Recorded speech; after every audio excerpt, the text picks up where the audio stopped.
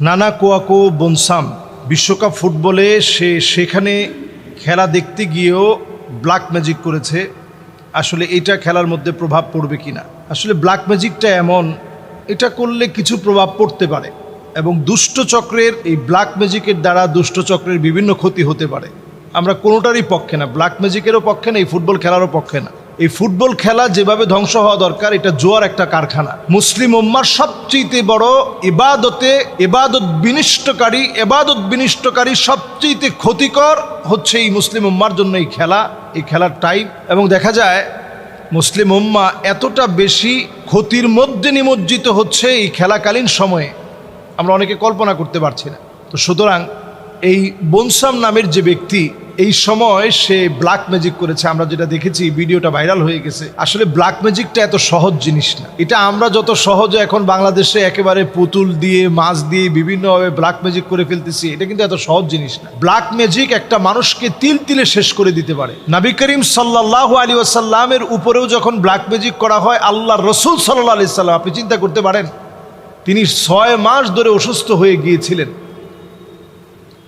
কোনো স্ত্রীদের কাছে নবীজি সাল্লাল্লাহু আলাইহি সাল্লাম যেতে পারতেন না। লাবিদ বিন আসাম এই শ্রেষ্ঠ দুরাচারী দুষ্ট ব্যক্তি নবীজি সাল্লাল্লাহু আলাইহি সাল্লামের উপরে ব্ল্যাক ম্যাজিক করেছিল। তো বনসাম এরকম একজন দুষ্ট প্রকৃতির মানুষ, এটা সত্য। তো ব্ল্যাক ম্যাজিকটা এরকম প্রকাশ্যে করলে ব্ল্যাক ম্যাজিকটা আসলে কাজ করে না। ব্ল্যাক ম্যাজিকটা এরকম যদি সবার সামনে আপনি করতে থাকেন, তো এটা আসলে দুষ্ট চক্রের কাজ। তো এটা দুষ্টামি করেই কাজটা করতে হয়। এবং তারা দেখবেন কবরস্থানের বিভিন্ন রকমের হাড্ডির সঙ্গে, অনেক পুরাতন কবরস্থানের কবরে একটা কফিনের সঙ্গে তারা সেটাকে বেঁধে দেয়, একটা মাছের গলার মধ্যে দিয়ে দেয়, তখন আস্তে আস্তে কাজ করে। তো কোনো ফুটবলারকে নিয়ে এরকম ব্ল্যাক ম্যাজিক করা হচ্ছে, বনসাম বিভিন্ন ফুটবলারদেরকে নিয়ে এটা করছে। তো এটা এই গানার এই জাদুকর যে আছে, ব্ল্যাক ম্যাজিশিয়ান যে আছে, তার অনেক এরকম দুষ্টামি আমরা ইতিপূর্বেও দেখেছি। তো এগুলো আমাদের সমাজে ব্ল্যাক ম্যাজিকের মতো একটা এইরকম শয়তানি, এইরকম একটা দুষ্টামি, এটাকে ওপেন করে দেওয়া হচ্ছে, সহজ করে দেওয়া হচ্ছে। এটা কিন্তু সহজ কথা না, এটা দণ্ডনীয় একটি অপরাধ। ব্ল্যাক ম্যাজিক করাটা দণ্ডনীয় অপরাধ। আপনি একটা মানুষকে তিল তিলে নষ্ট করে দিবেন, তার প্রতিভা আপনি নষ্ট করে দিবেন, তাকে আপনি মৃত্যুর দিকে ঠেলে দিবেন। এটাকে ওপেন ক্যামেরার সামনে নিয়ে আসা হয়েছে, এটাকে আমরা কিছু মনে করছি না। তার মানে আজকের এই পৃথিবী চায় ব্ল্যাক ম্যাজিক বেড়ে যাক, এই কালো জাদুর প্রভাব বেড়ে যাক। এই কালো জাদুর প্রভাবটা দিন দিন বেড়ে যাচ্ছে, আরও বেড়ে যাক। এমনকি দুবাইয়ে আইন করা হয়েছে যে হাজার হাজার রিয়াল, হাজার হাজার দিরহাম জরিমানা করা হবে যদি এটা প্রমাণিত হয়। নবীজি সাল্লাল্লাহু আলাইহি ওয়াসাল্লামের হাদিস থেকে এটা শাস্তি হচ্ছে হাদ্দুস সাহিরি দরবাতুম বিসাইফ, মৃত্যুদণ্ড হচ্ছে এর শাস্তি। সুতরাং এই বিষয়গুলো সহজ বিষয় না, এটাকে আমরা একেবারে সহজ বানিয়ে ফেলেছি।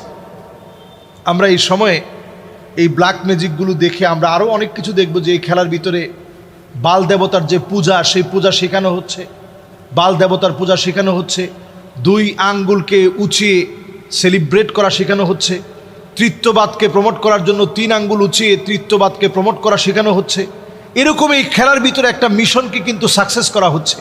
এবং এখানে বারবার বলা হচ্ছে, এই পৃথিবীর যারা বড় বড় জ্যোতিষী আছে, এই পৃথিবীর যারা বিভিন্ন সময়ে প্রেডিকশন বলে দেয়, সিমসন কার্টুন থেকে শুরু করে প্রেডিকশন বলে দেয়, এই রকম অনেক কিছু আপনি দেখবেন এই খেলাকে ঘিরে মানুষের ঈমান ধ্বংসের জন্য উঠে পড়ে লেগেছে।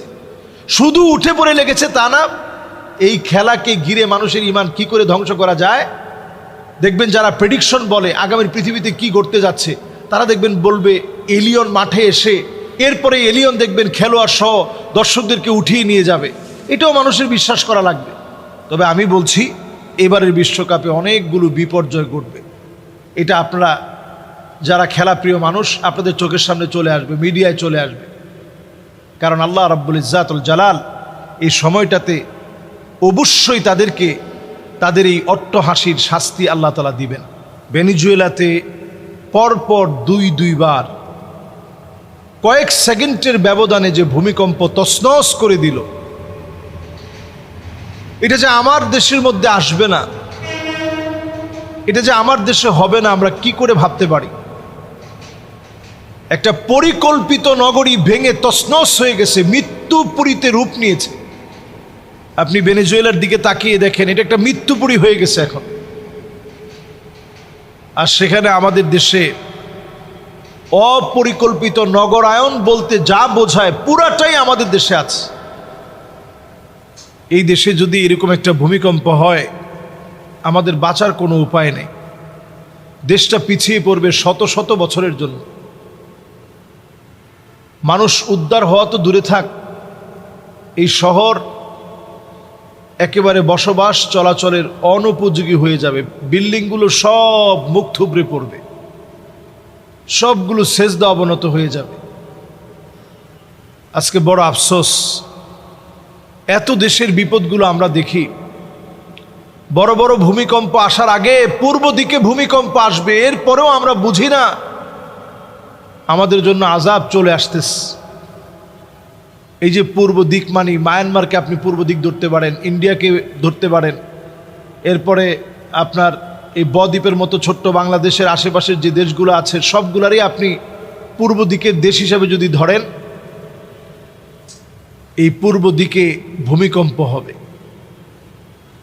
আমরা দেখতে পাচ্ছি একটার পর একটা সিরিজ ভূমিকম্প সারা দুনিয়ার মধ্যে শুরু হয়েছে। জাপানে ভূমিকম্প হলো, এখন ভেনেজুয়েলাতে ভূমিকম্প হলো, মিয়ানমারে ভূমিকম্প হয়েছে, ইন্দোনেশিয়াতে ভূমিকম্প হয়েছে, তুরস্কে ভূমিকম্প হয়েছে, আফগানিস্তানে ভূমিকম্প হয়েছে, অনেক দেশে ভূমিকম্প হয়েছে। কিন্তু আল্লাহ তাআলা কি অপার দয়া, আমাদের এই বাংলাদেশটাকে আল্লাহ তাআলা এখনো হেফাজতে রাখছেন। কোরআনুল কারীমের একটি আয়াত আপনাদেরকে স্মরণ করিয়ে দিতে চাই। আল্লাহ তাআলা বলছেন, আওয়ালা ইয়ারাউনা আন্নাহুম ইফতানুনা ফি কুল্লি আমিন মাররাতান আও মাররাতাইন সুম্মা লা ইয়াতুবুনা ওয়ালা হুম ইয়াযাক্কারুন। প্রত্যেকটা বছরে আল্লাহ তাআলা এক অথবা একের অধিক আল্লাহ তাআলা বিপদ দিয়ে থাকেন। কখনো কখনো প্লাবন হয়, বন্যা হয়, আবার ভূমিকম্প হয়, ভূমিধস হয়। আল্লাহ তাআলা কত রকমের আযাব দেন। আল্লাহ তাআলা বলেন, গোলাম আযাব এই জন্য দেই তোমরা যেন তাওবা করে আমি আল্লাহর দিকে ফিরে আসো, আমি আল্লাহকে স্মরণ করো, আমি আল্লাহকে ডাকো, আমি আল্লাহর দিকে আসো। এই জন্য আমি আল্লাহ তাআলা বিপদ দিই। শুধুমাত্র ভূমিকম্পই শেষ না, এই পৃথিবীবাসী খুব অল্প সময়ের ভিতরে বড় বড় ভূমিধস দেখবে। এই খেলা নিয়ে আমরা মাতোয়ারা হয়েছি। আপনারা এবার দেখবেন, নিশ্চিত করে আপনারা লিখে রাখেন, খেলার মাঠের ভিতরে অনেক বড় বড় এই বছর খেলার মাঠের ভিতরে বিপর্যয় ঘটবে। এটা আপনারা লিখে রাখতে পারেন আজকে খাতা কলমে। কিভাবে বিপর্যয় ঘটবে এটা আপনারা বিশ্বকাপ শেষ হওয়ার আগ পর্যন্ত দেখতে থাকেন, আপনারা বিপর্যয়গুলো আপনাদের চোখে চোখে আপনারা দেখবেন। আল্লাহ তাআলা মুসলমানদেরকে কাঁদিয়ে এই উল্লাস আর আল্লাহ তাআলা দেখতে চান। এই পৃথিবীর ভিতরে যখন গান বাজনা, মদ, জুয়া, অশ্লীলতা, পাপাচার যখন হালালের মতো মানুষ করা শুরু করবে, ফালিয়ারতাকিবু ইনদা যালিকা রিহান হামরা, চতুর্দিক থেকে আগুন ঘেরাও করে ফেলবে। আমার মনে হয় সে সময় চলে আসছে। এই পৃথিবীর ভিতরে কাসরাতুজ জালাজিল, একটার পর একটা দেশ শুধু ভূমিকম্পের তাণ্ডব দেখবে, ভূমিধস হবে। উপর থেকে বড় বড় আযাব পড়ে মানুষ মারা যাবে। ধরেন পাহাড়টা হঠাৎ করে ধসে গেছে, বড় একটা আযাব, মানুষ মারা গেল। বিল্ডিং পড়ে মানুষ মারা যাওয়া, উপর থেকে কিছু একটা পড়ে মানুষ মারা যাবে। নবীজি সাল্লাল্লাহু আলাইহি সাল্লাম বলে গেছেন, মানুষের চেহারার ভিতরে বিকৃতি ঘটে যাবে, ছেলে মেয়ের মতো হয়ে যাবে, মেয়ে ছেলের মতো হয়ে যাবে। অহরহ এখন হচ্ছে। এই পৃথিবীর ভিতরে আযাব আসবে এমন, মানুষগুলা মৃত্যুপুরীতে, মানুষের এমন ভয়াবহ আযাবের ভিতরে মানুষ পড়ে যাবে। পৃথিবীর ভিতরে বিভিন্ন প্রান্তে মানুষ মারা যাবে।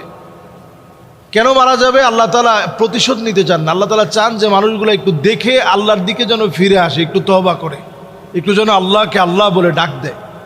ওয়াইদা গাশিয়াহুম মাউজুন ফিয যুলাল দাউল্লাহ মুখলিসিনা লাহুদ্দিন। বিপদ আসলে মানুষ তখন আল্লাহকে মন থেকে ডাকে, বিপদ চলে গেলে আবার ভুলে যায়। এখনো যদি আমরা এই শঙ্কার ভিতরে, ভয়ের ভিতরে যদি আমরা নামাজি হতে পারি, যদি হতে পারতাম তাহলে আমাদের কাছ থেকে আযাবটা উঠে যেত। আল্লাহ তাআলা যেন আমাদেরকে নামাজি বানায় দেয়, বিপদ মুসিবত থেকে আল্লাহ যেন হেফাজত করে।